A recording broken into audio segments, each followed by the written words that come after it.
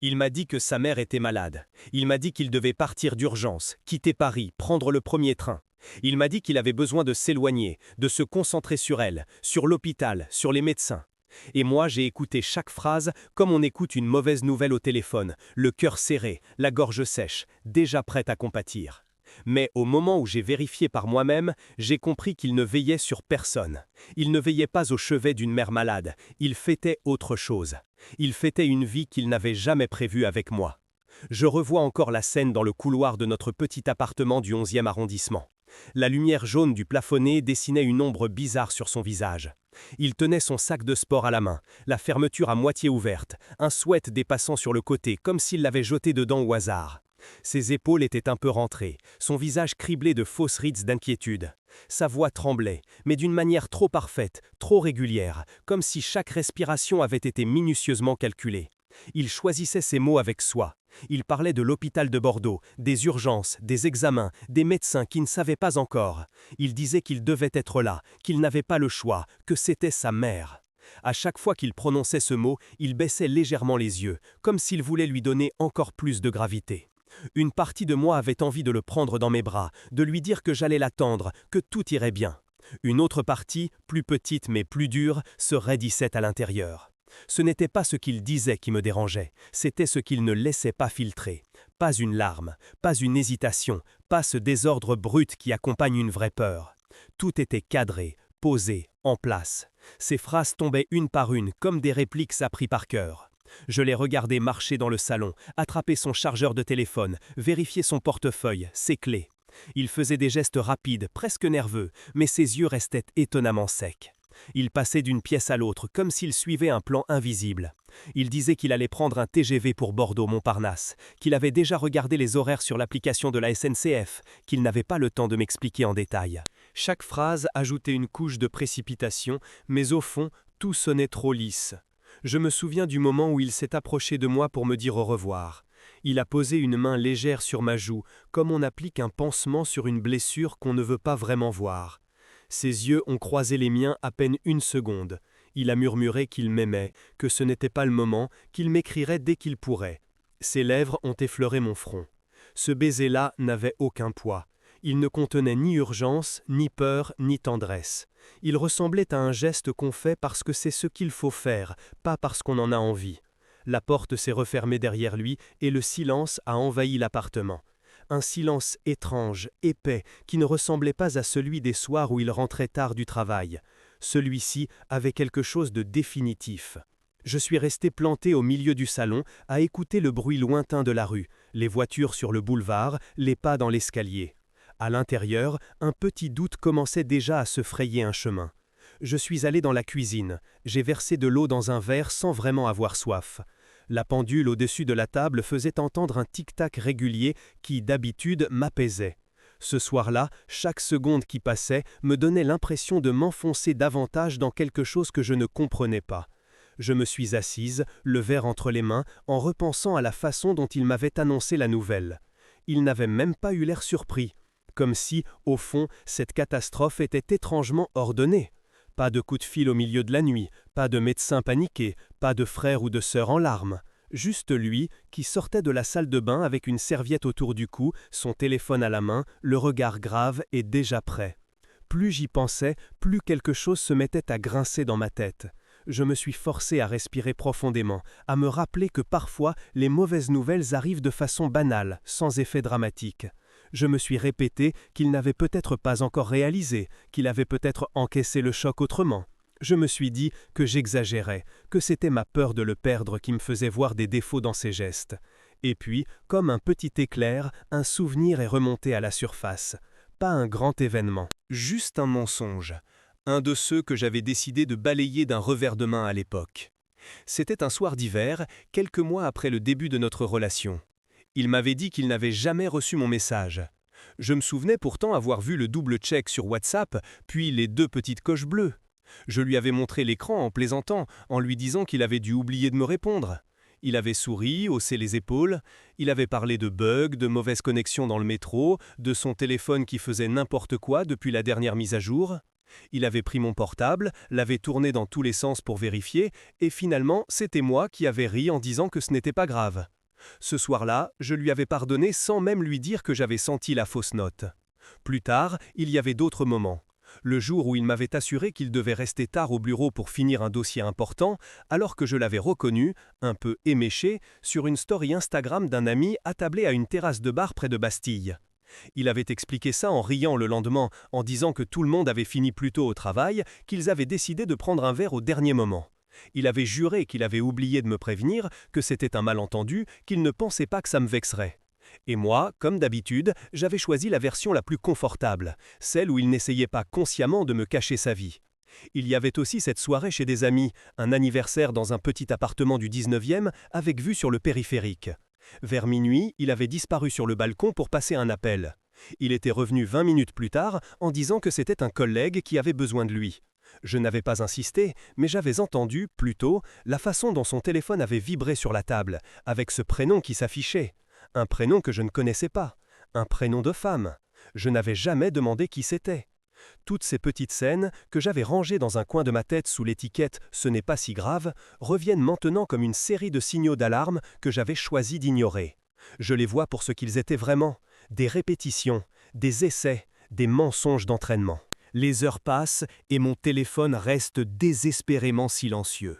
Pas de bien arrivé, pas de photos de chambre d'hôpital, pas de message essoufflé pour me dire qu'il vient de voir sa mère et que les nouvelles sont mauvaises ou rassurantes. Rien. Le vide. Je finis par vérifier sa localisation, cette option que nous avions activée un jour pour plaisanter, après une soirée un peu arrosée où chacun accusait l'autre d'être tout le temps en retard. À l'époque, c'était un jeu, une manière de se suivre quand l'un était dans le métro et l'autre déjà au café. Avec le temps, elle était restée là, dans le fond, discrète, rarement utilisée, jusqu'à cette nuit-là. Le petit point bleu qui représente son téléphone n'est pas à Bordeaux.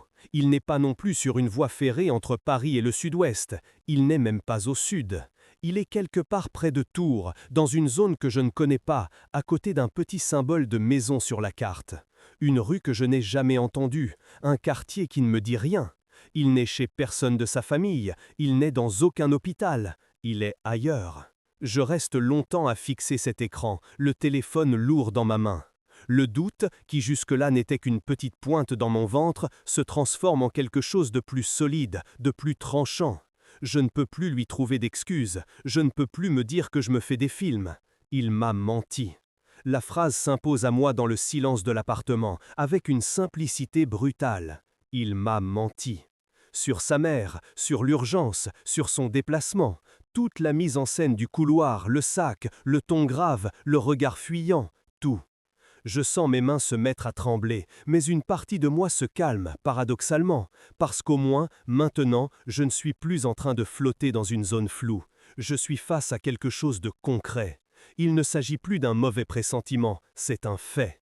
Je ne dors pas cette nuit-là. Je tourne en rond entre la cuisine, le salon et la chambre. J'essaie de lire, de regarder une série, de me distraire avec n'importe quoi.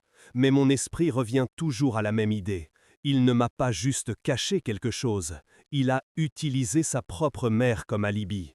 Il a convoqué une maladie imaginaire pour m'éloigner de lui, pour m'empêcher de poser des questions. Au petit matin, quand la lumière grise finit par glisser sur les toits qu'on aperçoit depuis notre fenêtre, je sais déjà que je ne pourrai pas rester sans agir. Mon corps est épuisé, mais mon esprit est en état d'alerte. J'ai besoin de savoir jusqu'où va le mensonge. Je ne peux plus supporter cette sensation d'être suspendu dans le vide, retenu par une histoire qui ne tient plus debout. Je prends une douche rapide, j'enfile un jean, un pull, je ramasse mes clés. Je ne réfléchis plus, je laisse mon instinct me guider. Si sa mère n'est pas à l'hôpital, si elle n'est pas mourante comme il me l'a raconté, je dois la voir. Je dois entendre de sa bouche la version de l'histoire qu'il lui a servi à elle, parce qu'il lui a forcément dit quelque chose. On ne disparaît pas comme ça sans prévenir sa propre mère. Et si, par malheur, elle était réellement malade malgré tout, je saurais au moins que je me trompe. Mais je ne crois pas me tromper. Plus maintenant. Je descends dans la rue, l'air froid de Paris s'abat sur mon visage. Le boulevard est déjà animé, les gens se pressent vers le métro, les bus passent, les boulangeries ouvrent leurs portes. Tout a l'air étrangement normal. Je monte dans ma voiture, garée 2 rues plus loin, coincée entre une Clio cabossée et un scooter mal stationné. Je programme l'adresse de sa mère dans le GPS. Un petit village près de Libourne, à une demi-heure de Bordeaux. Je connais la route. On y est allé souvent pour Noël, pour Pâques, pour des dimanches en famille où on restait des heures à table à refaire le monde. Cette fois, j'y vais seul. L'autoroute défile devant moi. Je dépasse des camions, des familles dans des monospaces, des couples en week-end. Les panneaux m'indiquent Orléans, Vierzon, Limoges, Poitiers. À chaque aire d'autoroute, je me demande si je dois m'arrêter, faire demi-tour, lui envoyer un message, lui donner une chance de me dire la vérité. Mais à chaque fois, je me rappelle le point bleu près de Tours, loin de Bordeaux, loin de sa mère. Et je continue. Plus je m'approche du sud-ouest, plus les souvenirs se bousculent. Les réveillons chez sa mère, la dinde trop cuite, les rires dans la cuisine, les verres de vin rouge. Elle m'a toujours accueilli avec une gentillesse simple, directe, sans manière. Elle m'appelait ma grande et me resservait toujours un peu plus de gratin alors que j'étais déjà pleine. Elle m'a montré des albums photos de lui petit, les genoux sales, les cheveux en bataille, le sourire déjà prêt à désarmer. Je pense à elle, à ce qu'elle est pour lui, à ce qu'elle représente, et je n'arrive pas à comprendre comment il a pu utiliser son visage, sa santé, comme un écran pour cacher ses propres actes. Quand j'arrive enfin dans la petite rue où elle habite, le village est calme. Quelques volets sont encore fermés, un chien aboie au loin. Sa maison est là, comme d'habitude, la façade claire, les volets vert pâle, les jardinières vides en cette saison. Rien n'a l'air d'annoncer une catastrophe. Aucune voiture étrange garée devant, aucune lumière vacillante. Juste le quotidien, posé là, indifférent à mon cœur qui bat trop fort. Je coupe le moteur et le silence retombe autour de moi.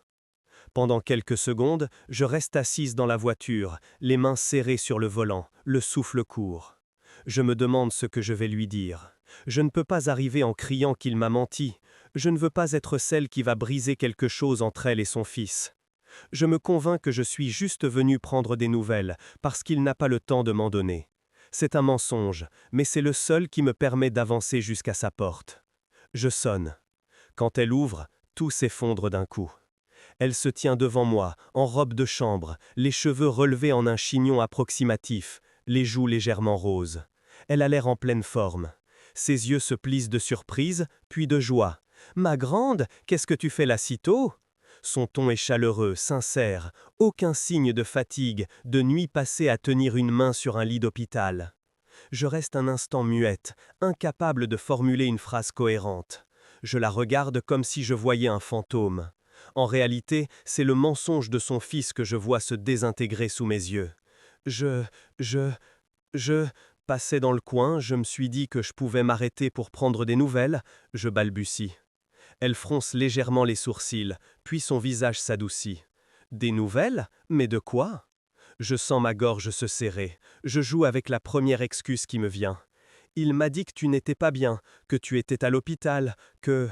Elle m'interrompt avec un petit rire étonné. À l'hôpital? Mais pas du tout. Tu me connais, je râle tout le temps sur mes douleurs de dos, mais je suis loin d'être à l'article de la mort. Il t'a raconté ça?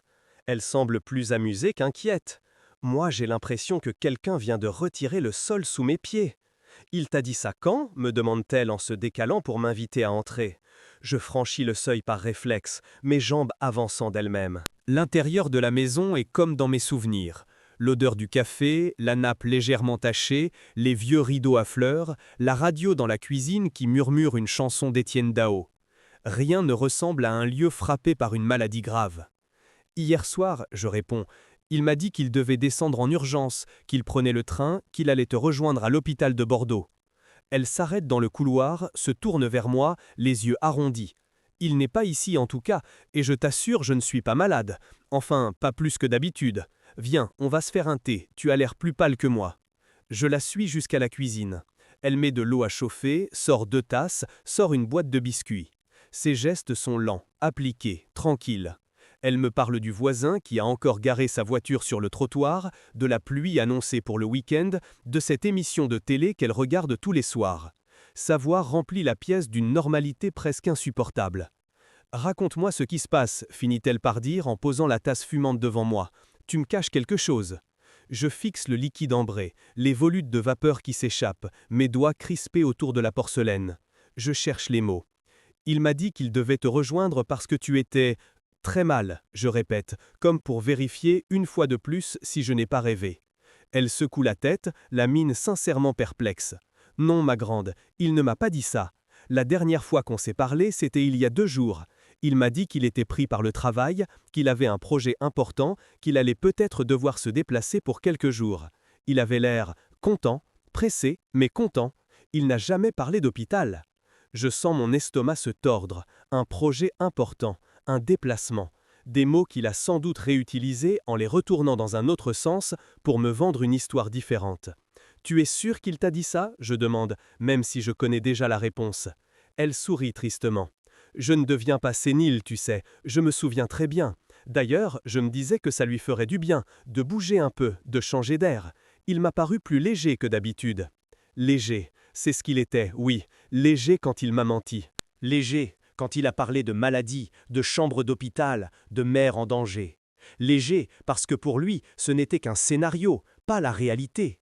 Je sens mes yeux me brûler, mais je refuse de pleurer devant elle. Elle n'a rien demandé. Elle est aussi étrangère que moi à ce théâtre grotesque. « Tu veux me dire ce qui se passe vraiment ?» insiste-t-elle. Je pourrais tout lui raconter, lui dire qu'il m'a regardé droit dans les yeux en invoquant sa santé comme un paravent. Mais qu'est-ce que ça lui apporterait à elle? La douleur d'une mère qui découvre que son fils est prêt à la rendre mourante dans le récit qu'il fait à sa compagne pour pouvoir aller ailleurs, avec quelqu'un d'autre. Je n'ai pas le courage de lui infliger ça. Je pense qu'il y a quelque chose qu'il ne m'a pas dit, je murmure, et je suis venu vérifier que ce n'était pas toi qui en payais le prix. Elle pose sa main sur la mienne, son geste est simple, chaleureux. « Quoi qu'il ait fait, ce n'est pas ta faute, dit-elle doucement. Je hoche la tête sans répondre. Quelques minutes plus tard, je me lève, prétextant la route à refaire, la fatigue. Elle m'accompagne jusqu'à la porte, insiste pour me donner un petit sachet de biscuits maison, comme elle le fait toujours. Elle me serre dans ses bras, fort, comme si elle sentait que quelque chose m'échappe. Elle n'a aucune idée de ce que son fils est en train de détruire, et ça me fait presque plus mal que le reste. Quand je retourne dans ma voiture, le ciel est couvert, une pluie fine commence à tomber. Je démarre sans allumer la radio, je laisse le bruit du moteur remplir mes pensées. À mesure que je m'éloigne du village, les pièces du puzzle se remettent en place dans ma tête. Il ne veille pas sa mère, il n'est pas dans un couloir d'hôpital, il n'est pas dans une chambre blanche avec des bips de machines en fond sonore. Il est à un endroit qui lui donne envie d'être léger, comme elle l'a dit, un endroit où il peut rire, se sentir excité, se projeter. Je m'arrête sur une aire d'autoroute, le temps de respirer, de reprendre des forces. Dans la petite boutique, des gens font la queue pour acheter des sandwichs triangles, du café, des magazines. Je me poste devant un distributeur automatique sans vraiment le voir. Puis une idée me traverse, nette, froide. Ce n'est pas sa géolocalisation qui va tout me dire, même si elle en dit déjà beaucoup. Ce sont ses photos. Je me souviens de ce jour où, dans le canapé, il avait utilisé ma tablette pour transférer des images. Il s'était connecté à son compte de stockage en ligne, avait pesté contre le Wi-Fi, avait synchronisé je ne sais combien d'albums. À la fin, il avait posé la tablette sur la table en disant qu'il verrait le reste plus tard. Mais je ne l'avais jamais vu se déconnecter. Je remonte dans la voiture, essaie de connecter mon téléphone au partage de connexion, puis j'ouvre l'application. Je tape ses identifiants, qui s'affichent automatiquement, comme un piège qu'il s'est tendu à lui-même sans le savoir. Je retiens ma respiration pendant que ça charge. Une liste d'albums apparaît. Les vacances en Espagne, le week-end à Marseille, la soirée de Nouvel An chez des amis. Et, en haut, un dossier tout récent daté de la veille. Je clique. La première image m'arrache l'air des poumons. Il est là, en t-shirt blanc, un verre de champagne à la main, un sourire énorme étalé sur le visage. Derrière lui, accroché au mur d'un salon que je ne connais pas, une bannière colorée. C'est un garçon. Des ballons bleus et blancs flottent un peu partout, des guirlandes courent le long des murs. On voit des gens en arrière-plan qui applaudissent, qui rient. Sur la table, des cupcakes décorés de crème bleue. À côté de lui, une femme se tient, les mains posées sur un ventre rond, bien visible sous sa robe. Elle rit aussi, la tête un peu penchée en arrière. Il la regarde comme si elle était la chose la plus précieuse du monde. Je passe à la photo suivante. Il est accroupi, les mains posées sur ce ventre, comme s'il lui parlait à voix basse. Sur une autre, il fait éclater un gros ballon rempli de confettis bleus, tandis que les gens autour poussent des cris de joie. Le sol en est couvert. Lui, au milieu, lève les bras, hilar. Je m'entends respirer difficilement, comme si l'habitacle de la voiture était devenu soudain trop étroit. Mes doigts glissent sur l'écran, d'une image à l'autre, incapables de s'arrêter. Sur une autre photo, on le voit embrasser la femme, doucement, la main dans ses cheveux. Sur une autre, il tient un petit body de bébé bleu marine avec un sourire fier presque enfantin. C'est comme un film parallèle à ma vie qui se déroule sous mes yeux. Une vie où il est en train de fonder une famille. Une vie où il a accepté, célébré, revendiqué ce qu'il m'a toujours refusé. Je repense à ces conversations qu'on a eues sur le fait d'avoir des enfants. À chaque fois, il se repliait sur les mêmes arguments. Il disait qu'il ne se sentait pas prêt, qu'il avait peur, qu'il voulait profiter encore un peu, qu'il ne savait pas s'il serait un bon père. Il me traitait parfois de rêveuse quand je parlais de futur, de maison, de petits déjeuners du dimanche avec des enfants qui renversent du jus d'orange partout. Et moi, j'ai souvent eu honte de mon désir. J'ai eu honte de vouloir plus que ce qu'il disait pouvoir offrir. J'ai commencé à me dire que j'étais trop exigeante, trop pressée, trop naïve. Maintenant, là, sur ce parking d'aire d'autoroute, entouré de voitures inconnues, je regarde son visage illuminé par la joie, ses mains posées avec douceur sur le ventre d'une autre, et je comprends que tout ce qu'il m'a dit était faux. Il ne refusait pas cette vie, il refusait cette vie avec moi. Ce n'était pas la paternité qui lui faisait peur, c'était l'idée de la vivre à mes côtés. La prise de conscience est violente, mais incroyablement claire. Tout ce qui était confus se place enfin. Ses hésitations, ses soupirs quand je parlais de l'avenir, sa façon de changer de sujet, ses petits mensonges, ses absences. Tout s'aligne autour de ce point. Il construisait déjà ailleurs ce qu'il disait impossible avec moi. Je ferme les yeux, l'écran encore chaud dans ma main. Des larmes finissent par couler, silencieuses. Ce ne sont pas des sanglots, juste des gouttes qui tombent lentement, conséquence naturelle de ce que je viens de voir. Je pourrais éteindre le téléphone, tout supprimer, décider de faire comme si je ne savais pas. Mais maintenant que le voile est tombé, je ne peux plus le remettre en place. Je ne peux plus retourner dans le mensonge qui me tenait lieu de vie. Je rouvre les yeux, regarde de nouveau une des photos. Dans un coin, derrière lui, près d'une fenêtre, on distingue un panneau indiquant le nom d'un gîte. Un endroit perdu, quelque part entre Tours et Saumur. Un nom que je lis à haute voix, comme pour le graver dans ma mémoire. C'est probablement là. C'est là qu'il rit, qu'il trinque, qu'il parle de son fils à venir. Je prends une inspiration profonde, et une idée s'impose. Je dois le voir. Je dois le regarder dans les yeux en sachant tout. Pas pour le récupérer, pas pour me battre, juste pour fermer la porte correctement. Je range mon téléphone, essuie vite mon visage, redémarre la voiture. Je programme ce gîte dans le GPS. 1 heure de route, 1 heure pour me préparer à lui faire face. Quand j'arrive devant la maison, le ciel est couvert, mais la lumière qui s'échappe des fenêtres est chaude. On entend depuis la route des éclats de voix, de la musique. Il y a plusieurs voitures garées un peu en désordre sur le parking en gravier. Certaines sont décorées de petits rubans bleus qui flottent dans le vent. Je reste assise quelques secondes, le cœur battant à tout rompre, les mains froides. Je pourrais partir, là, maintenant, retourner à Paris, faire mes valises, disparaître de sa vie sans rien lui dire. Laisser le silence lui servir de réponse. Mais quelque chose en moi refuse cette fin-là.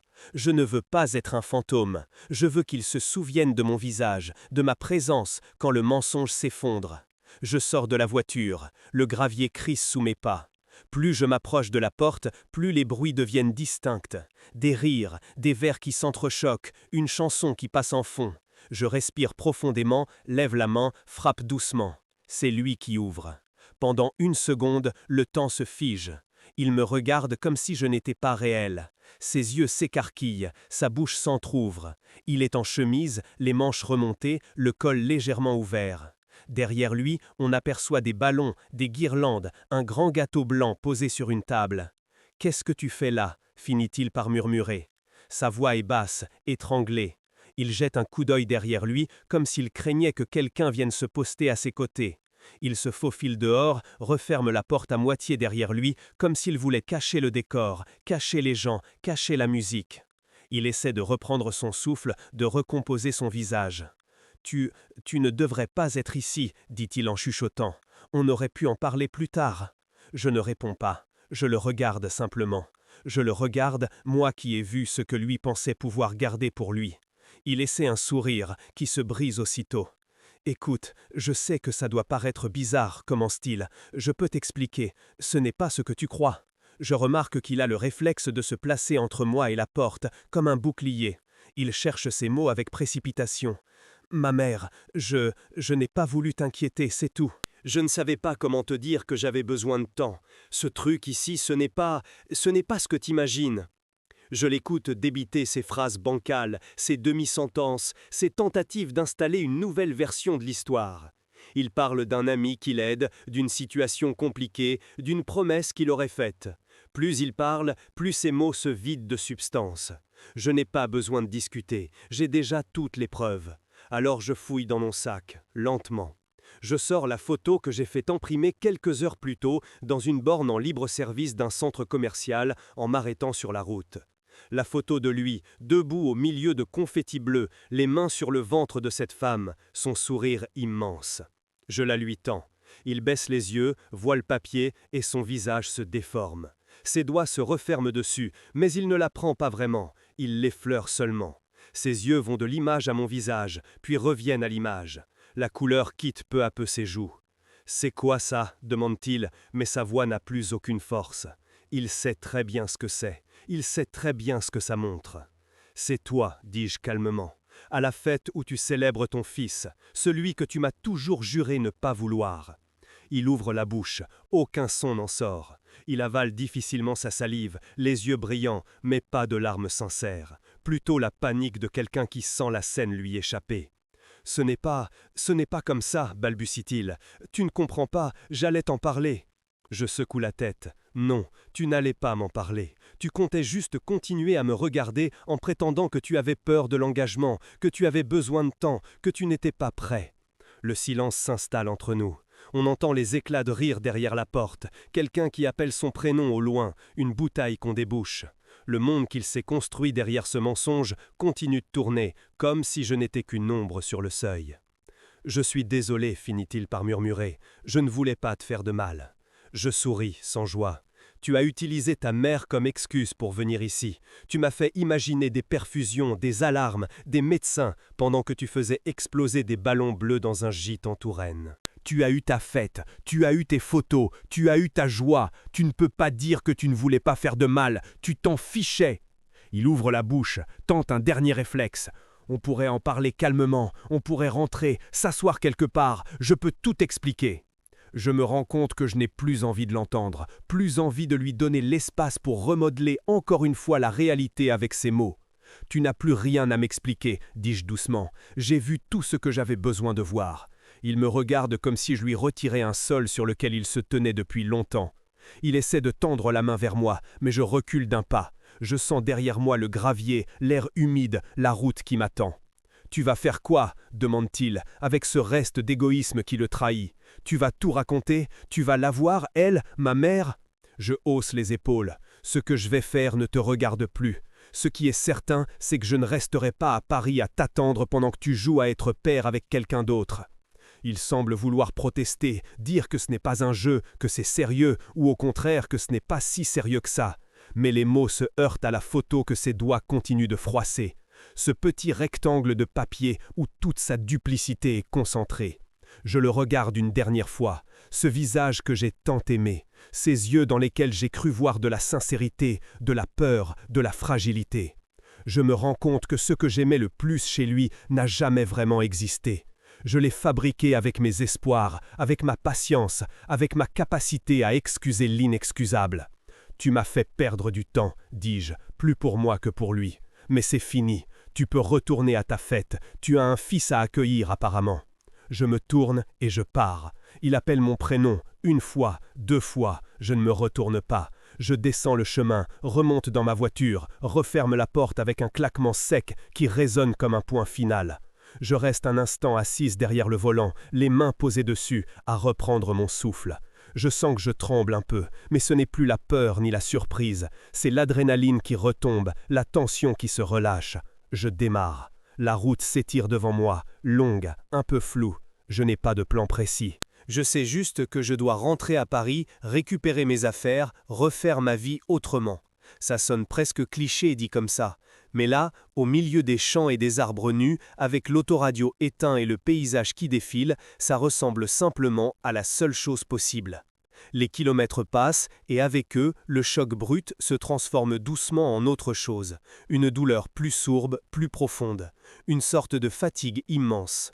J'ai l'impression d'avoir vécu plusieurs vies en 24 heures. Je m'arrête à une aire un peu plus loin, pas pour regarder des photos cette fois, mais pour respirer. Il y a un petit parc, quelques bancs, une aire de jeu vide. Je vais m'asseoir sous un arbre sans feuilles, le sol humide sous mes chaussures. Le vent est frais, il fait frissonner ma peau, mais il a aussi quelque chose de clair, de propre. L'air sent la terre, la pluie, l'essence lointaine des voitures. C'est là, sur ce banc d'air d'autoroute anonyme, que les larmes finissent par couler pour de vrai. Pas des larmes de choc, des larmes de deuil.